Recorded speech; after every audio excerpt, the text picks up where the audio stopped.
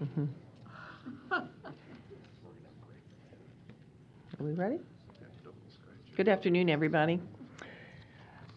As we have said many times, this not only changes by the week or the day, but it changes by the minute.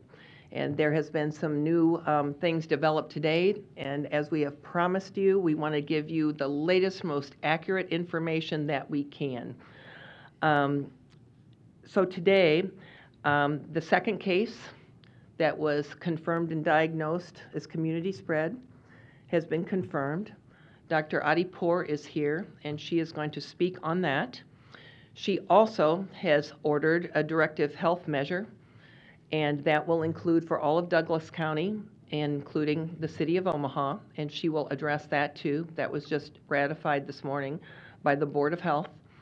And then I'm going to talk a little bit about that I have issued the proclamation issuing this or stating the state of emergency for the city of Omaha. I did that today, and I'm going to speak a little bit why I chose to do that today. And also, I want to discuss a little about an executive order that I had just signed today too, and what that means. Standing here with me to help answer some questions besides Dr. Adipur, we have President of the Council, Chris Jerem. We also have I was going to say Claire Duda is not here. Claire Duda is here. There he is. Claire Duda is chair of the Douglas County Board.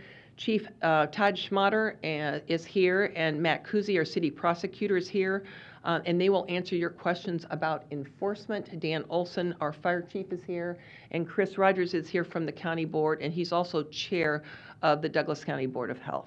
So with that, I'd like to invite Dr. Poor up to give you an update on what has happened in the last 24 hours. Dr. Poor.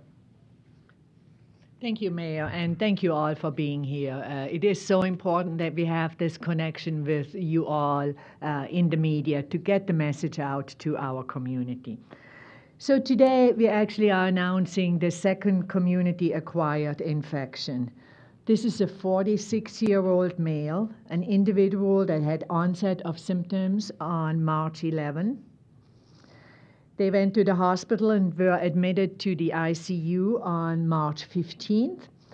And they were tested on March 16th, and we received the results on March 17th that this individual was COVID positive.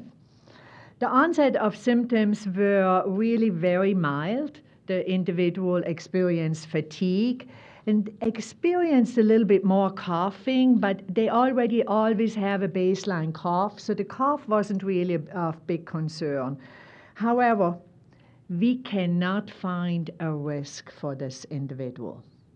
The individual has not traveled, has not had contact with anyone that is positive for COVID-19, has not attended any of those public events that we have shared with all of you and our community where potential individuals with COVID-19 have been, has not done any grocery shopping. That's what we found out from this individual, because we really are trying to find out what is the contact that this individual had before we call it community spread.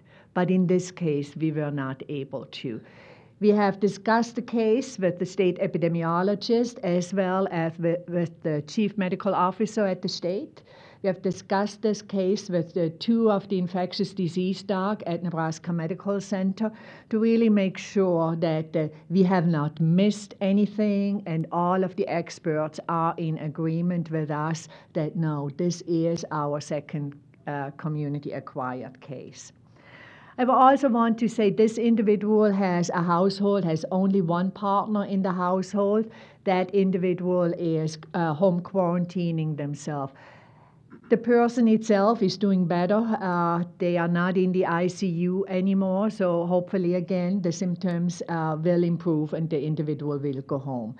We are also including today that we have 3 new travel-related cases. This was individuals. One of them went to Europe on a trip, the other one to New York, and one to Denver. One is a woman in her 60s, and the 2 other ones are males, one in his 60s and one in his 40s. Those three travel related. We are knowing what the contact and what the risk exposure potentially was. So with that, things are changing a little bit. They are changing from the perspective not so much about the order I offered this morning, but they are changing hopefully in the behavior of our community, that we are taking this seriously. Because again, we want to prevent overload of our healthcare systems. So in the order this morning, I specified and I followed what the President of the United States reported on Monday, is that not more than 10 people should be in a gathering location. And there are some exceptions to it, but I think we all need to work on this. Maybe that over the next day or two, I need to revise the order, but that's what the order is at this time. So in a room, and you may say, well, what about this room? There are more people into this room. The continuity of government is one of the exemptions, and we feel that this probably accounts for that. So that's why you see more than 10 people in this room, but you see all of us in this room are really distancing ourselves from each other. That's what the community needs to do.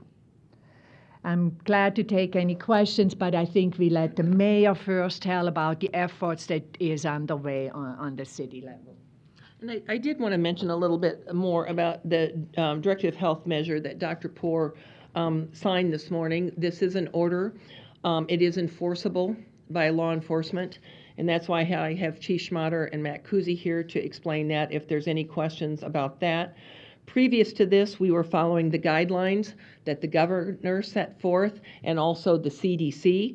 I think a lot of people, most people are aware that those were guidelines. And this, though, with this order with Dr. Poor today, it is legally enforced.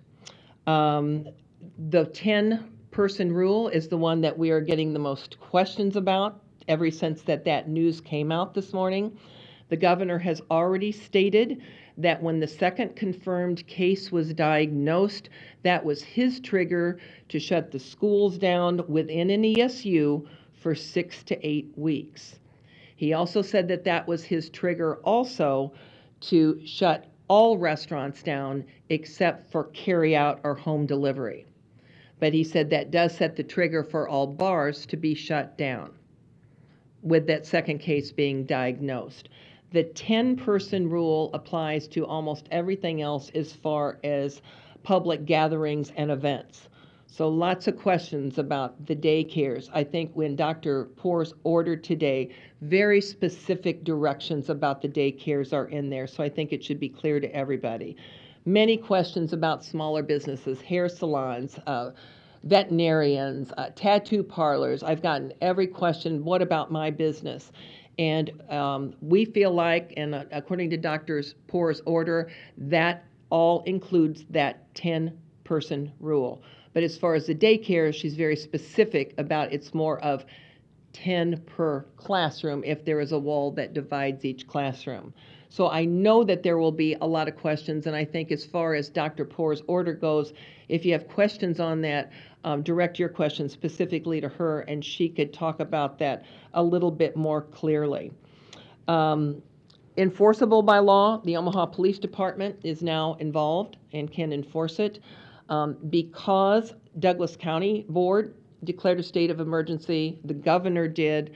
I feel like today that second case has been reported. Our Omaha Police Department is involved now in trying to enforce it. And I also feel that it is important that we are all driving the same message and that we are all in this together and we all want to be proactive instead of reactive.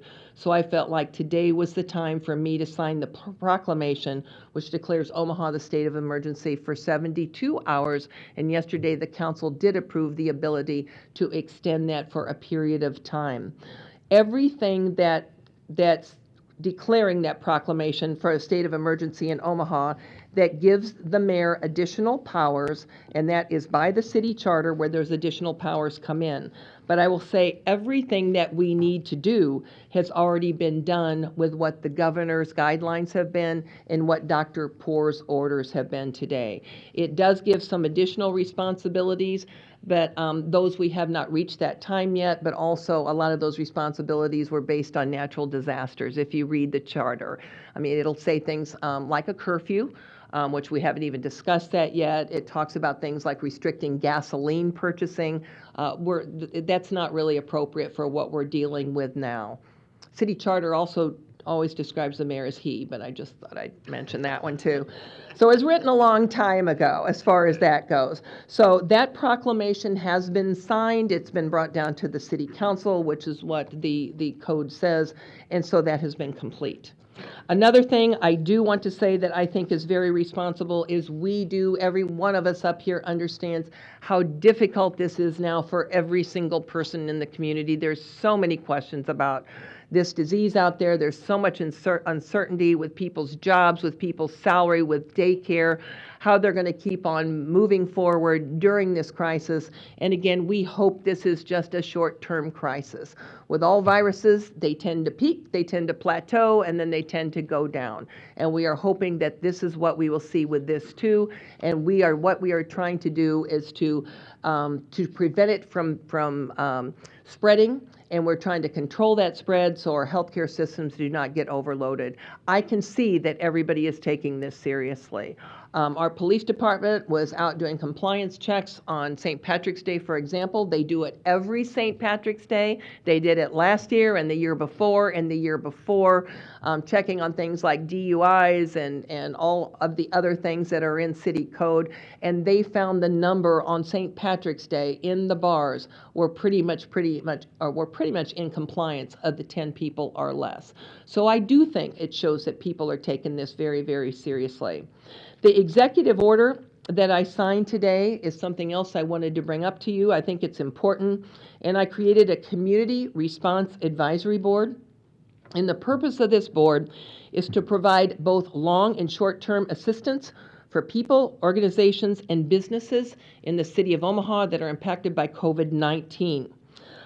This will include a variety of community coordinated responses to a variety of sectors, and that includes housing, homelessness, workforce and employment, small business, childcare, food security, mental health, and other areas as they develop. It will be a public-private partnership between the City of Omaha, business, philanthropic, and the nonprofit community.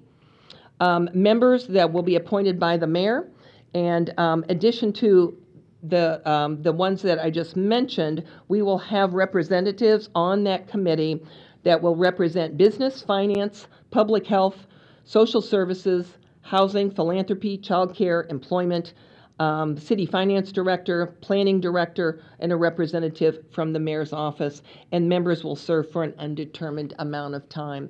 So once again, I could tell you that the business community in Omaha, the philanthropic community, the city of Omaha, all of us are very concerned with all of those consequences that we anticipate may happen because of COVID-19. And we are trying to organize what we can do about it. We are trying to ask for donations. I know philanthropy is donating right now. And so we are going to try to come up with an answer and a solution for many of the problems that this creates. I will tell you that there is a fund for housing assistance, for mortgage payments and lease payments, and that will be available by the mid of next month, mid-April. Those assistance funds will be available, and we can tell you more about that at that time as the time goes on. So we understand what's going on in the community. We want to do everything we can to help, but again, this just changes so quickly.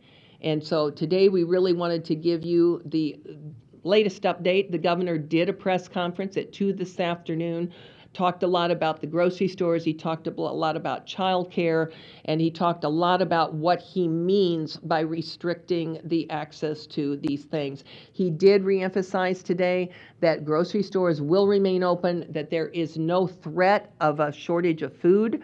Our food supply is very strong. Most comes from the United States. He's already announced that he has waived the weight requirements on trucks so that they can carry more than they usually do. He has waived the time of a limit of time drivers can drive so that we can keep on getting daily or more than one time a day deliveries to our grocery stores. He still has excluded retail also. Retail, whether it's freestanding retail, whether it's in a strip mall or a regular mall for now. Because what he really wants to say is we don't want to stop people from going out there and buying and purchasing the goods that they need. Just when you are out in public, you practice good health practices to stop infectious disease from spreading, and we all know what those are. So with that, that's the latest update that we have. I do want to say that with the Omaha Police Department now responding, that we are working with their new medical director at developing criteria for daily screening of not only our police officers as they go out on the street, but also our fire department, our firemen and our medics that are out on the streets every day too. So we are trying to prepare, but the turnover of things happening has been very, very fast. So with that, again, I want to reassure people, you are in good hands in Omaha, Nebraska. As Dr. Poor said, most of the cases have been mild. We still want people, if they're feeling ill, to stay home. Follow all the advice that you are hearing, and you are in very good hands with the experts that we have in the city of Omaha, and we will get through this together. With that, I will open up questions. Please direct your questions to, name the person you want to ask questions to. I'll step aside and they will come forward. Mayor, can you go into a little bit more detail about this 72-hour state of emergency and what happens after those 72? As I just said, with this, the city council already approved 2 emergency ordinance yesterday. One was to extend the time greater than 72 hours. That's already been done. How the code is written, or actually it's a charter, is that the mayor has the authority to declare a state of emergency for 72 hours for certain criteria that's spelt out in the code. If we want to extend it any longer than that, it requires city council approval. So we went ahead, even before the proclamation was made, and asked the city council to approve it, because just think, that's the last meeting they're going to have for a few weeks. And so again, we are doing this to be proactive and not reactive. I don't want it to come to the point that I feel like I need to do it and then need to reassemble the city council just to approve it. So we already had that approved. So they've approved it that we could extend it to, I have to ask. Was it, I think it's longer than that, 1 month? It's till July. Will police arrest, will Omaha police just arrest people who don't comply with the 10-person limit or just issue a citation? Good afternoon, everyone. So the question was, will the Omaha Police Department arrest, as in physically book somebody into jail, or issue a citation? What our protocol will be is we will have a team doing compliance checks at various businesses just to enforce the public health order. And we do that because we care about our community. We want to make sure everybody gets through this period, this temporary period, safely, and it is temporary. Omaha will come out of this. When the officers go to the area and they check and they see compliance, they'll make contact, they'll leave. If they see non-compliance, they have the option of issuing a citation to the owner or anybody else that is in that facility in violation of the order. So it could be written to both. It is our intention at this point in time to try to work with our business community. Our business community has been very voluntarily compliant on this matter. They have very civic-minded business leaders in Omaha, so we anticipate that interaction with the Omaha Police Department continuing to go very smoothly on this front. But it is our intention to issue a citation. Now, of course, if we continue to receive noncompliance, we can escalate our violations of laws, and we will do so, but I don't anticipate that being the case. Chief, this is for you or any of the lawyers that may be there. There are a lot of constitutional scholars on social media saying that the First Amendment does not prohibit this action. Limiting the size of the crowd or shutting down these businesses. What would you say to those people? I would say a lawful public order, public health order has been disseminated down. It's been codified in charter. It's been codified in law for a long time.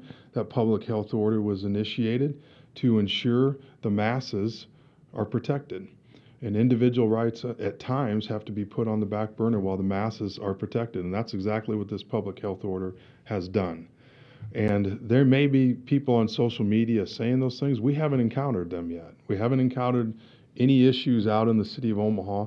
Everybody seems to be taking due notice of the fact that this is dangerous. And we do need to protect our healthcare system from overloading. And a lot of people do understand the reasoning behind that.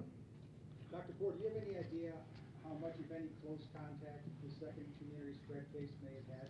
Very few, and I'm glad, Joe, you're asking the question because I know you are always interested in this. Less than 3. Less than 3. Dr. Ford, you mentioned in the next day or two you'll revise the order about 10 people. What would that look like to revise? You know, when I'm revising it, it probably is going to be a little bit more clearer, and some of the exemptions that we didn't put in there in regards to state facility and federal facility, we may want to include those too. So it's going to have minor changes, and I want to see, the governor is also saying that he's potentially doing an order. I want to see that the language again, that we are on the same page, so to say. I think one thing that will be in a new order, in an amended order that we don't have in this, is that we are closing bars and closing restaurants and only have restaurants open for drive-through, delivery, or takeout. Before we take the next question, I forgot to mention and introduce that City Council Member Pete Festerson is here, and also we have Wayne Hudson from the Douglas County Sheriff's Department that is here. And Commissioner Claire Duda, who is chair of the Douglas County Board, he would like to say a few things, and then we'll continue with your questions. Thank you, Mayor Stothert. First off, I want to preface by saying how truly impressed I am with the coordination in such a time of crisis, to see all of the local entities working so well together. The behind-the-scenes coordination is truly impressive. We would like to remind the public to use 911 for emergencies only. If you have questions related to COVID-19, please call the Douglas County Health Department at 444-3400 or 211 as one of the hotlines set up by our healthcare systems. All of these hotlines are published on both the county and city websites. Douglas County Treasurer's Office is experiencing a very high volume of phone calls from customers due to the lobbies being closed to walk-in traffic. We ask for the public's patience. We have added employees to handle the calls, and every available phone line is staffed at all times. We still strongly encourage customers to refer to the website dctreasurer.org. The Bureau of Vital Statistics within the Health Department's operation closed to walk-in traffic after today, and so if you want either a birth or death certificate, they're still available either online or by mail, but no more walk-in traffic for that. If you're looking to pay property taxes or vehicle registrations at the end of the month, those instructions are also on the website. If you have a question about a vehicle you're trying to register in Nebraska for the first time, some policies have changed. You can now email the customer service center in your zone. All of that information is on the website. Again, we understand that closing of our offices to the public is an inconvenience, but we ask that you bear with us and we can get through this together. Thank you, and thank you, Mayor. Chris, did you want to say anything from Douglas County Health? Okay. All right. We'll take your questions again then. Sure. Sorry, another one for the chief. Sure. Is there going to be any sort of penalty for someone who might deliberately expose somebody to this bug? So the order given out is a violation of a public health order. If there is an individual that, your question was, purposely tries to expose somebody to it, the remedy for that would be to go back to the health department, and a court order can be issued and a crime could be assessed at that point in time. But it's not a primary offense. We would operate on a court order after that point. Chief, and I guess We have not had any occurrence of that in the city of Omaha. Yes, sir. my apologies for interrupting. And this really could go also to Wayne and Chief Olson as well. As this situation continues to change and evolve, would you guys be willing to talk about the protections in place that are in for your officers, for your first responders throughout the community? Sure, I'll touch on a little bit, and if Chief Olson wants to come on and add to it. Obviously, the preservation of our workforce is very important, not only to the health of my officers and their families, but also to the the smooth running operations of the city. So we're taking great precautions and doing what we can to alleviate those fronts. As far as personal protective equipment, we do have issued equipment to all the officers. Any compliance checks, you'll see the officers in masks and gloves from here on out. There's also some provisions down the road, probably in a few days, in which we will take measures to reduce some of the priority calls that they handle. We will always respond to priority 1 and priority 2 calls, but the priority 3 and 4 calls, we're developing a mechanism to reroute those to a different manner of being handled, and that's just during this state of emergency. Some of our I don't want to say non-essential, but some of our employees that can work from home, we're trying to do that.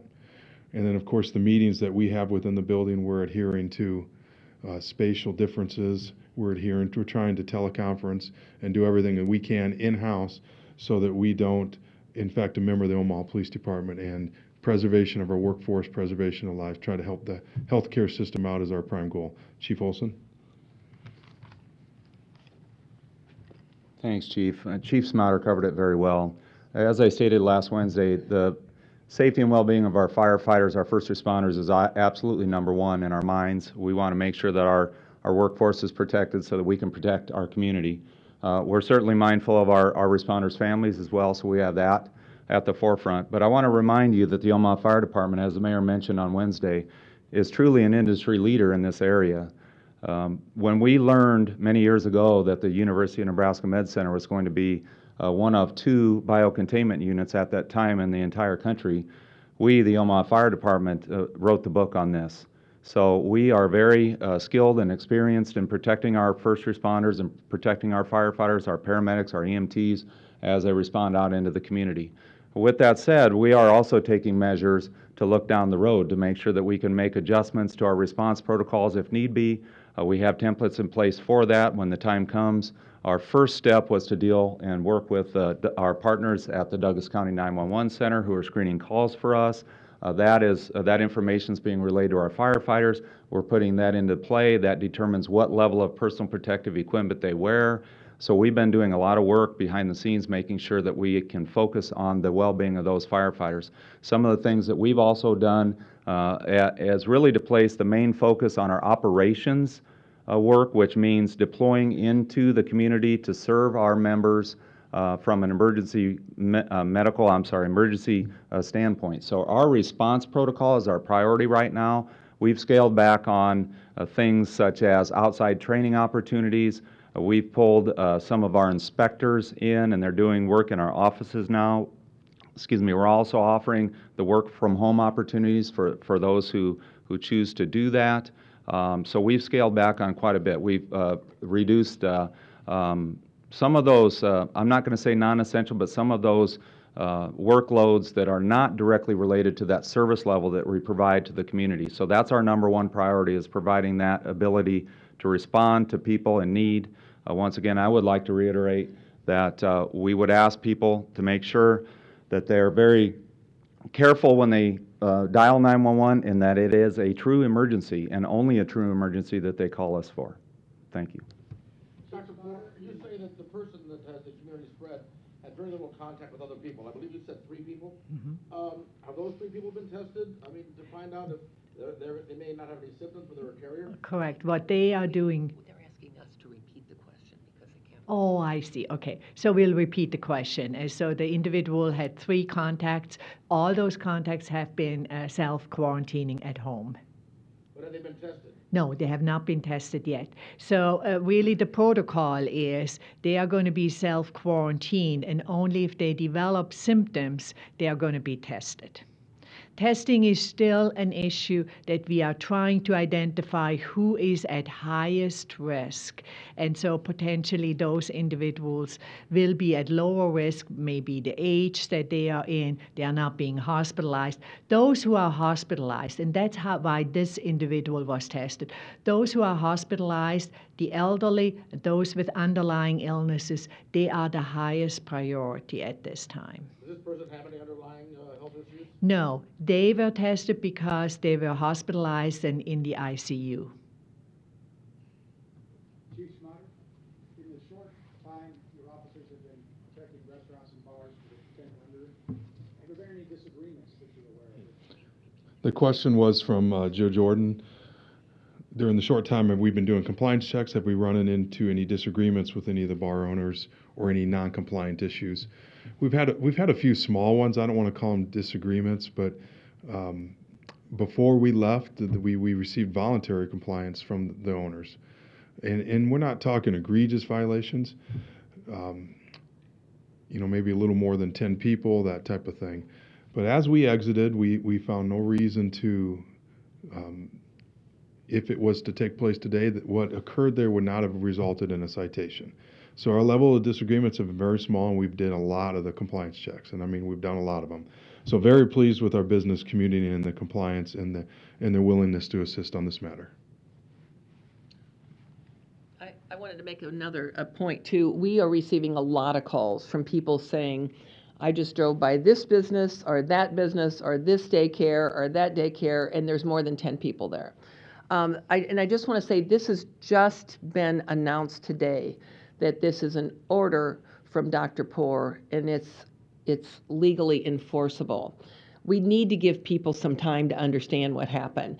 A lot of people don't even know about her order yet today and may hear it when they get home tonight. So as the governor said the other day, he expected all public schools to be ready to be shut down by Friday. You got to give everybody just a little bit of time to ramp this down. So as far as people calling, reporting businesses today, I'll say that will probably significantly decrease within the next couple of days when people understand what this order means, that it's happened today. Some don't even know the second case has been confirmed, so we got to give it time. But with that, I want Dr. Poor to come back up, because one of the biggest questions that we are all getting and that people want explanation is about the daycares. And what does that mean with the number 10? Because so many people now are worried about their income, they're worried about their job, and yet they are very worried what they're going to do with their children if they can't take them to daycare. And so I think the specifics on that are very important to make clear today. So Dr. Poor? Thank you. So daycare is really something that we are very concerned about too. So the order is very descriptive and shows some examples. It really means 10 children in a room. So a daycare may have several rooms, but what we then don't want to happen is that children are moving from one room to the other. And why is that so important? When we get notification of another case and we do need to make contact investigation, we want to restrict it to that room. However, if children and staff is moving around in that daycare, it could actually mean that we need to put the entire daycare on quarantine for 14 days. So that's why really it's a room, and we get this question often. So how tall do these walls need to be between the room? It's a room, a closed-in room, and not a wall that goes half up. And no switching between groups. Most daycares are actually already assigning rooms to special age groups, and that's what this really is about. And it's all about density and keeping everyone safe, and keeping staff safe too, to actually run these daycares. So I hope, as the mayor is saying, it's going to take a little bit adjustment, and we understand that, and we want to give them time to do it right.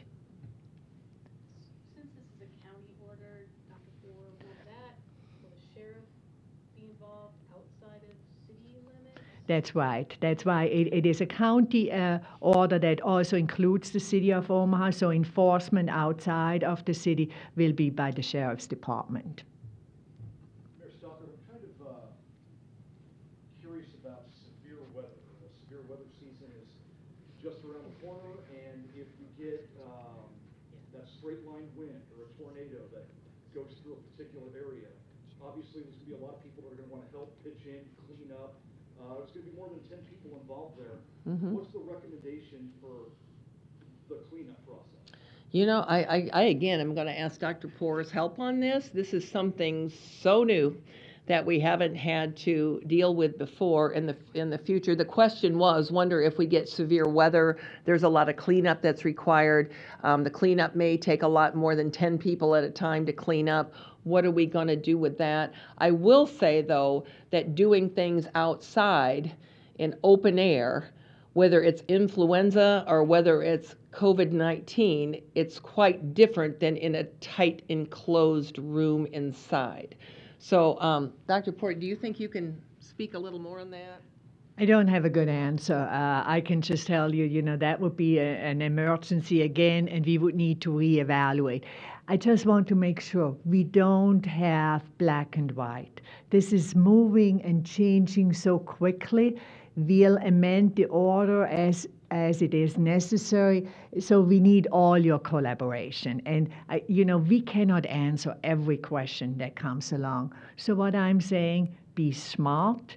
We want to decrease density to decrease the spread of this virus. I know this community can do it, but there are going to be exceptions. We cannot foresee what's going to happen in bad weather. Dr. Ford, are you safer if you're outside near people than you might be if you were, close and like I took the elevator up here, I mean, Yeah. and there was somebody else in the elevator, and I'm sort of freaked out a bit. Yeah.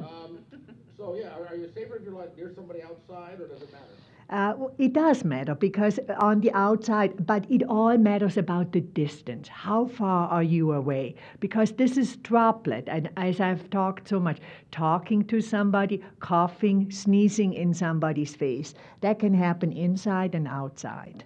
So I would not make a huge distinction. Your brain is going to say, yeah, it's probably more healthier for you outside, but still, it's all about distance.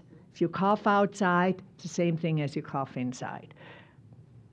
And keep in mind, too, that, we've talked about this before, that on an airplane, for example, if you are on an airplane with a person that was diagnosed infected, they are still saying 2 rows front and 2 rows behind.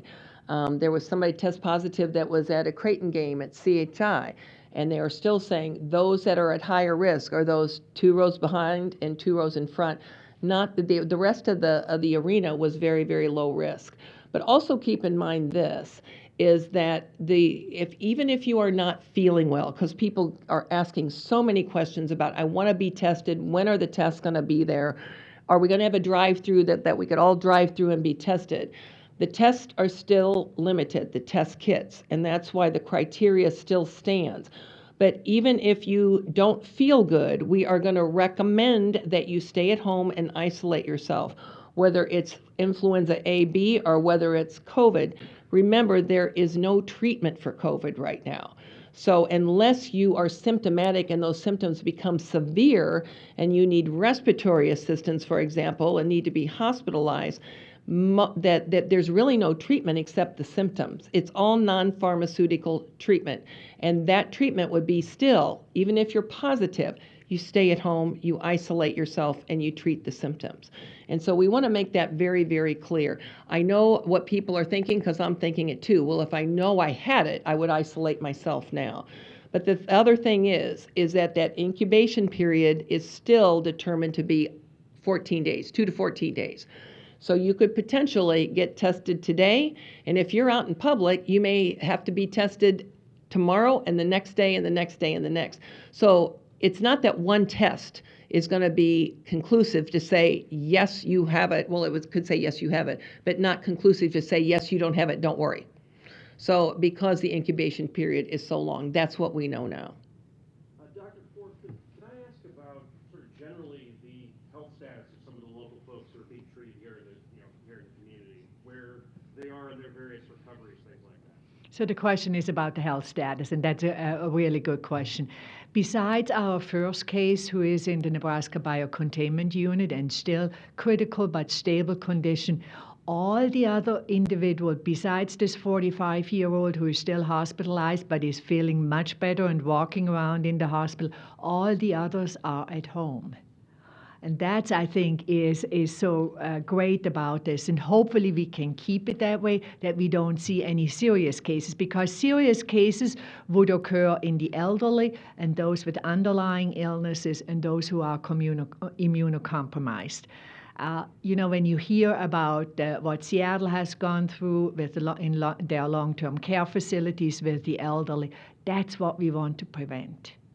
Doctor, the mayor was talking earlier about, 2 rows in front, 2 rows behind, that you're most at risk. But yeah, with HIPAA laws, we don't even know what row they were in, let alone who the person is.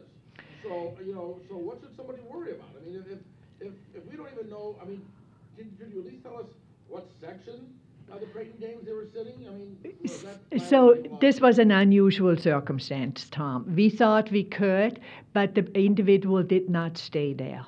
They really wandered around. So we were going to give false hope by saying in which section they were, but they actually told us most of the game I was in my seat, but half of the time I was downstairs, I was at the concession stands. So that's why we made the announcement for the entire area. It's unusual, but that's what it needed to be, because once we pointed out, and we were able to point out places where the individuals were there between certain times and so on, and that gave some assurance. We didn't want to give false assurances. But you sort of did, though, when you said 2 rows in front and 2 rows behind. No, we said it the entire game. We didn't, at the basketball game, we didn't specify an area. So we said anybody who is there should be looking out for symptoms. But we also said it is a low risk to be at a basketball game because there were so many people at the CHI Health Center. I just want to say again, when we talk about close contact, we talk about 10 minutes being close to somebody. So it really is not walking by. It's not going to the grocery store, walking down the aisle and walking by next to one. It's not in a retail store. And so we really need to be smart about how we are going forward. I'm getting a lot of questions on Facebook Live about the bars. The bars have to close, right? The bars have to close. Restaurants are delivery or pickup only, right? What about package stores? A place like Spirit World, for example. Can you go in there and buy, or is it in there you can go because that's a retail store, if I understand it right. Now there may be an area, a seating area. That one should be closed or should be only allowed for 10 people. This is the same thing, a question I get a lot. Lunch rooms at businesses, for example. I had a call today. I have 40 people, 40 employees. They're all going to go to lunch in our lunchroom. I say, can you stagger it? Can you make a time for 10 people for a half hour, then the next people for a half hour? So we need to think a little bit innovative about this, and then we can get through it. So clearly, bars are going to be closed. Restaurants, drive-through, delivery, takeout. What about the virus? Does it stay on food? I mean, does the heat from the food kill it? I get that question often. So I would say if you have takeout from a restaurant and you take it home, I would be cautious on the outside of the bag. So to say, take the food out, wash your hands. It's very simple to do. We do not think that the virus survives for a long period of time, and the amount that you have, don't put your hand in your face neither. I mean, those are all the precautions that every single one of us can take. Let's take, if there's one more question. Anybody? Good. Let me just say this in closing. There is not one county health director, not one mayor, not one governor, not one citizen in this country that isn't answering these same kind of questions, dealing with the same issues, has the same concerns.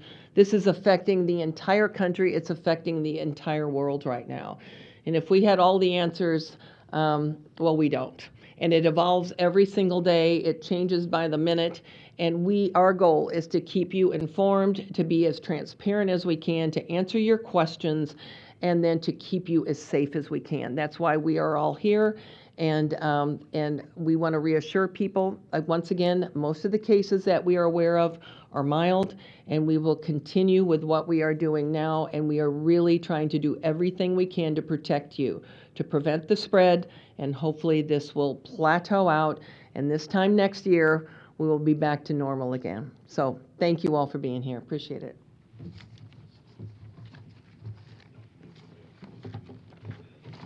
Okay.